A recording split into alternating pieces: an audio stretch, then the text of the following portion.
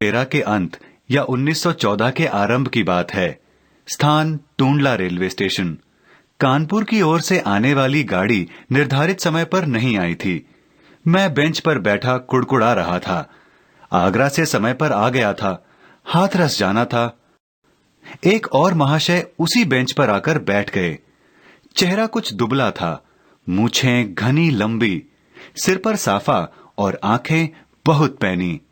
मैंने आपको कहीं देखा है।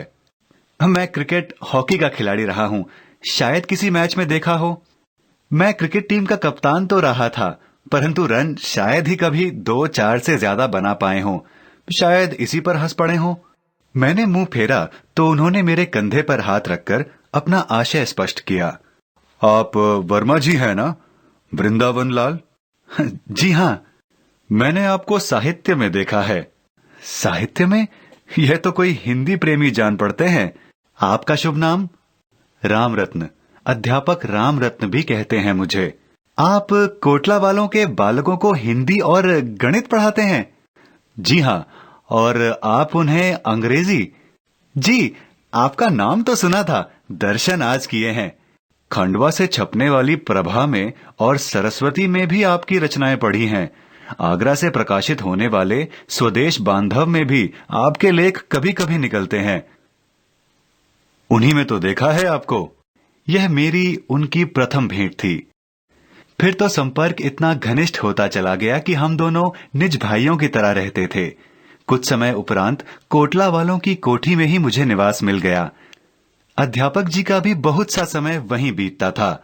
उन्होंने अंग्रेजी नहीं पढ़ी थी, हिंदी मिडिल पास थे, साहित्य के गहरे जानकार, तिस पर वह घोर क्रांतिकारी भी थे। मुझे आश्चर्य होता था। उनका यह रूप कुछ समय उपरांत मेरे सामने आया। कोटला वाले राजा थे। राजा साहब के 2 भाई सरकारी नौकर। हम दोनों को ट्यूशन से मतलब, परंतु एक दिन झिझक खुल पड़ी। परस्पर आप का संबोधन विदा ले चुका था। तुम के अपनेपन पर आ गए। तुमने सबसे पहले कब क्या लिखा था? सबसे पहले 1905 में छोटे छोटे 3 नाटक लिखे थे।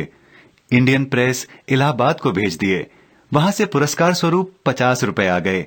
बोर्डिंग का जीवन था और कुश्ती पहलवानी का शौक। 8-10 दिन में सब रुपए डकार गए रबड़ी मलाई खाकर। अकेले ही? बड़े खाऊ हो जी। नहीं भाई, बोर्डिंग के सहपाठियों ने अधिक चाटाचूटी की थी। फिर इसके बाद? इसके बाद 1908 में महात्मा बुद्ध का जीवन चरित लिखा और कुछ समय उपरांत एक नाटक जिसे सरकार ने छपते ही जब्त कर लिया। हाँ हाँ, ये घटना सुनाओ। देखो, पूरी सुनाना, कुछ भी छिपाना मत। तुमसे छिपाऊंगा? नहीं, कभी नहीं। नाटक का नाम सेनापति ऊदल था। उसमें मैंने यह लिख दिया था कि देशद्रोही को चाहे जैसे मार डालो, कोई पाप नहीं। लखनऊ के नवल किशोर प्रेस में छपा और तुरंत जब्त हो गया। मैं पकड़ा गया, परंतु जिला मजिस्ट्रेट ने मुकदमा न चलाकर केवल यह आगाही दी। मैं तुम्हें जेल भेजकर शहीद नहीं बनना चाहता, यद्यपि सरकार ने जेल भेजने का मुझे अधिकार दिया है। आगे कभी ऐसा लिखो तो काले पानी की सजा पाओगे।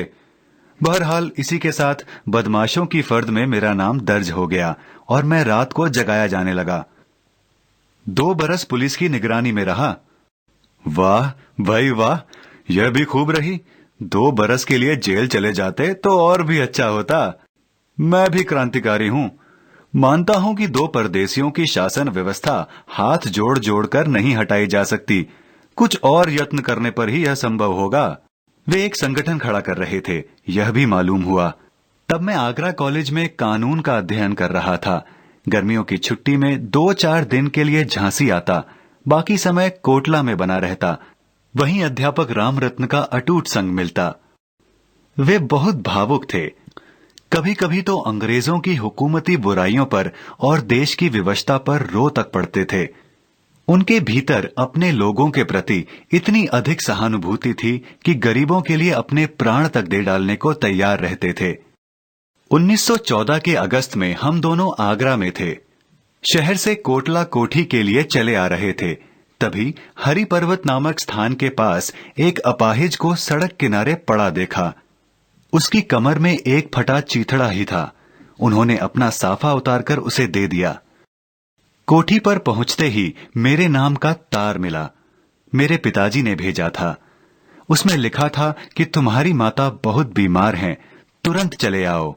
संसार में मैंने सबसे अधिक प्यार अपनी माता से पाया था। मैं घबरा गया, रो पड़ा। यह क्या, तुम अपनी बड़ी माता भारत माता को भूल गए? बहुत लोगों से मेरा परिचय उन्हीं के द्वारा हुआ था, श्री बद्रीनाथ भट्ट से और श्री श्री कृष्ण दत्त पालीवाल से। पालीवाल जी उनके क्रांतिकारी संगठन में थे। मैं 1916 में कानून की परीक्षा देकर झांसी चला आया। 1917 में अध्यापक जी से लखनऊ में भेंट हुई। अध्यापक जी वहां एक दल के साथ आए थे। यह किसानों का दल था जिसे उन्हीं ने संगठित किया था। जैसे ही अंग्रेजी में कार्यारंभ शुरू हुआ, अध्यापक जी जोर से चिल्लाए, साथ में उनका दल भी, हिंदी हिंदी हिंदी। बहुत देर तक वे सदल बल यही पुकार करते रहे। मोहम्मद अली जिन्ना भी कांग्रेस अधिवेशन में आए थे। जिन्ना ने अंग्रेजी में बोलना शुरू किया नहीं कि अध्यापक जी प्रबल स्वर में बोले, हिंदी हिंदी। जिन्ना नहीं माने, बैठने लगे। तो अध्यापक जी ने अपने हठ का त्याग कर दिया। Mister Gandhi, Mahatma Gandhi, Mahatma Gandhi, Mahatma Gandhi, mister Shaukat Ali, mister Mohammad Ali. मौलाना कहिए, मौलाना मोहम्मद अली, मौलाना शौकत अली। जिन्ना नहीं माने, अपने हठ पर अटल रहे। अध्यापक जी ने भी ज्यादा जिद नहीं की। कुछ समय उपरांत झांसी में सुना कि अध्यापक जी मैनपुरी षड्यंत्र केस में गिरफ्तार हो गए हैं। कुछ अरसा बाद वे इस मामले से छूट गए, परंतु उनकी क्रांतिकारी धारणा अमिट रही। वे हिंदी साहित्य सम्मेलन का कार्य भी बड़ी लगन के साथ करते रहे।